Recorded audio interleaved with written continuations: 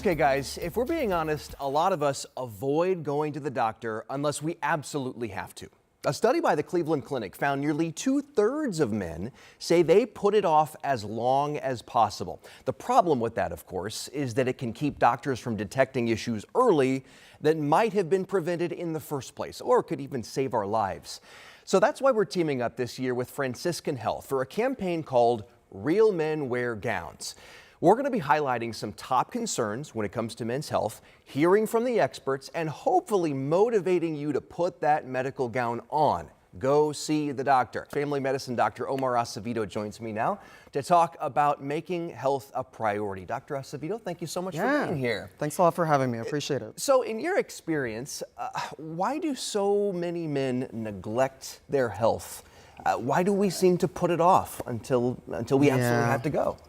Yeah, that's a good question. I feel it's like there's a cultural aspect around it. I think men, like, we're made to feel that if we don't feel bad, then why go to the doctor, right? The main issue, though, is that if we wait until we feel bad, sometimes there's some medical issues that when you're feeling bad, they can't be fixed. It's too late.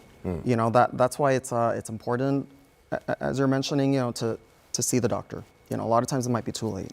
So I know that everybody's different, obviously, but if you could narrow it down to maybe 3 things men should do to make health a priority this year, what would those things be? Okay, so 3 things, nice and simple, is diet, exercise, and make sure you see your doctor. So, so for diet, there's this kind of stigma around having to eat healthy. So if you eat sweets, it's like you're bad. You're doing really bad things for your health. So the main issue is that it's not like eating bad foods. It's how often you eat them.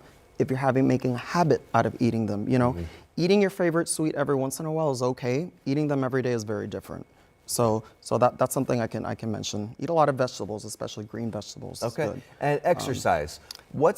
If I'm not exercising right now, say I'm not doing anything physical, what's a good starting place? Okay, so a good starting place is to be more physically active.